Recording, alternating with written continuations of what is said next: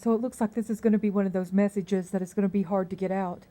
So I just pray God's blessing upon this in the name of Jesus Christ. And I'm going to title it, Are You on the List? This is serious business. This is by Naomi Wolf.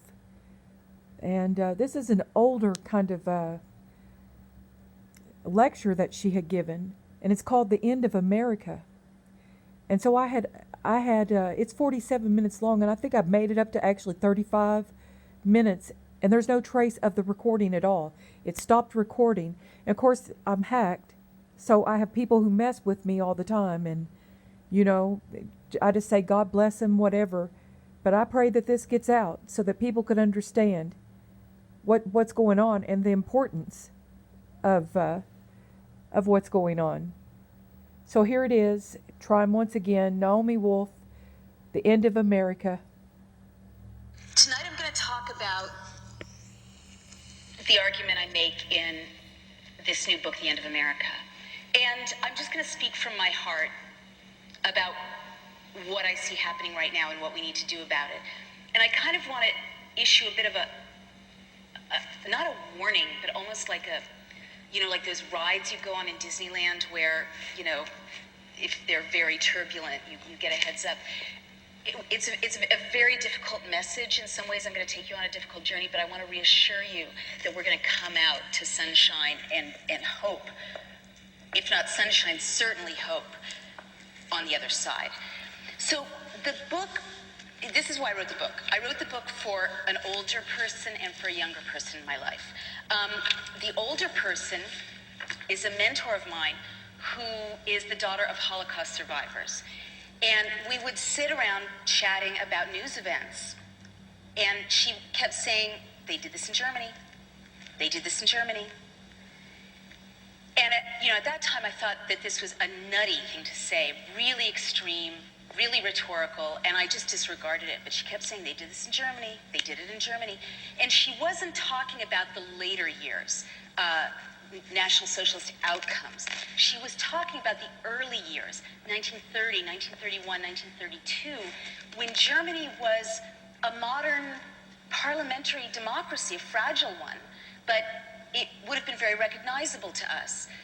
Germany in the early 30s had pop stars and Bauhaus architecture and Paris fashion and civil rights organizations, gay rights organizations, sex education organizations, page 6 writers, gossip columnists. And it was a democracy.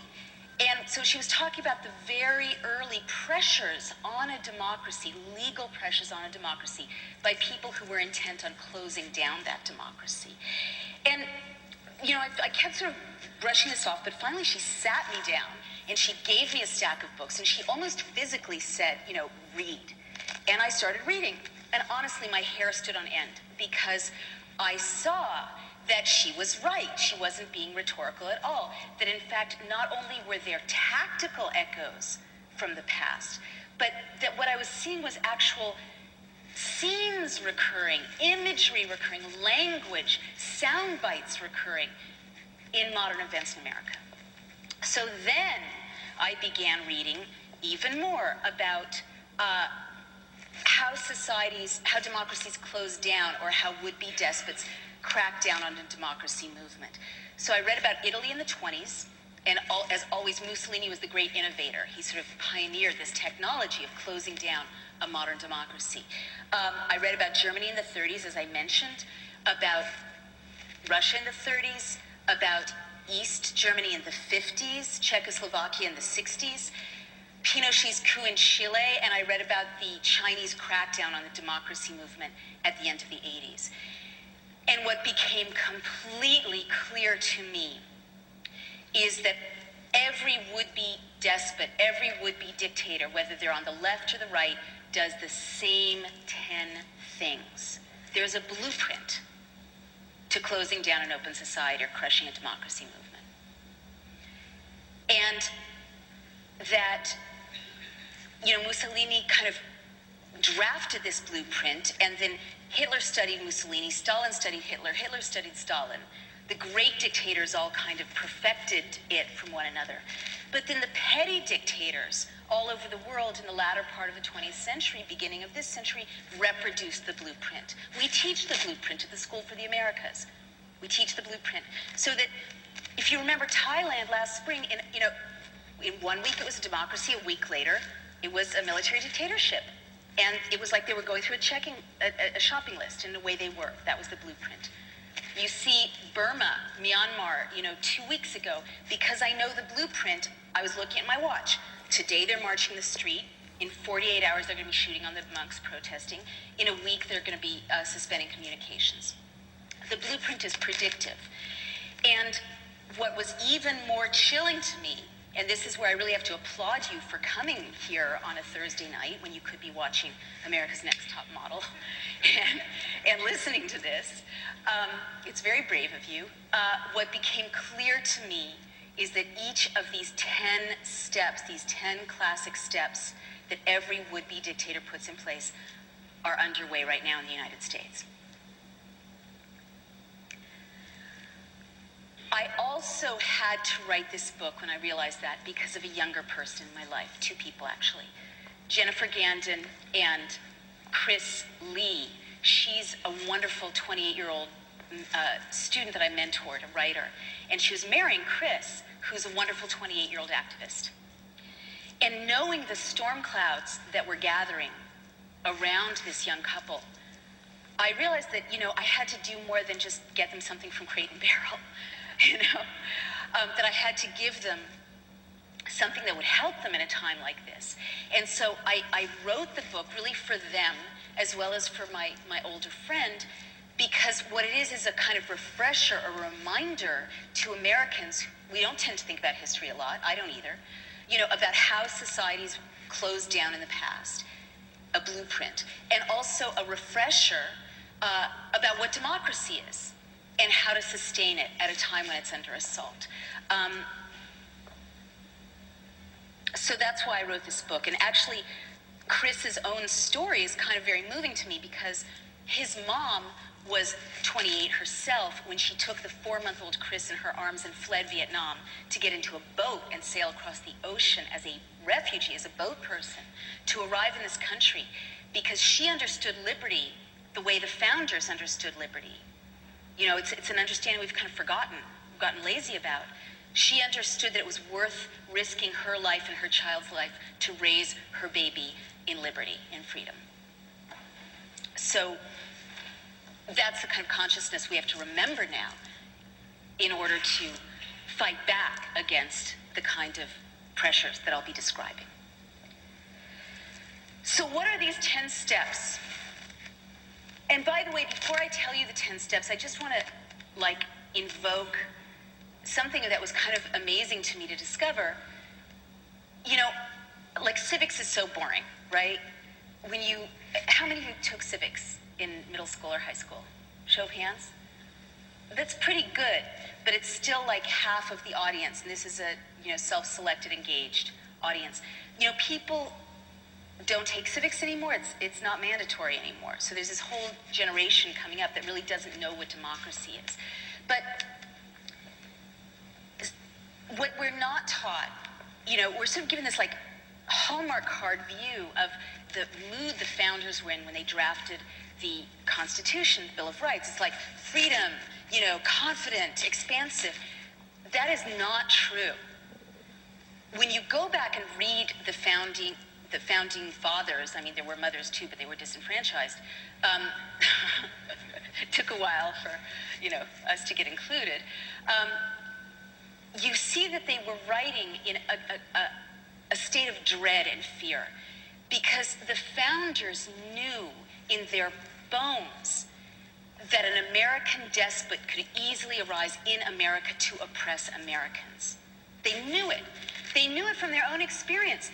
They had fled, or their parents had fled, countries where, like in England, Tom Paine was tried for sedition, for writing The Rights of Man. He could have been hanged by the Crown for writing that book. Countries where Quakers were tortured by the state for their beliefs. That's why they came to Philadelphia. And so the founders, in their hearts and their lived experiences knew what tyranny was. And so they wanted to create a place where you were safe from that kind of oppression. And that's why they said there's our system of checks and balances that they did. Checks and balances, what a boring term, right? I mean, we are not taught that this system is this sexy, passionate, amazing, inspiring concept, this radical vision of human self-determination. But they knew without a doubt that it was human nature to abuse power if power was unchecked, and that was why these checks and balances were so important. So what are these 10 steps that so profoundly assault the founder's vision and put us at risk? The first thing every would-be dictator does is to invoke a terrifying internal and external threat. And very often this threat can be real, and they'll hype it or use it manipulatively. For example, Stalin talked about sleeper cells. Who's heard that term in the last 6 years? Right? Right. Now, had you heard that term in the 80s or 90s? I hadn't.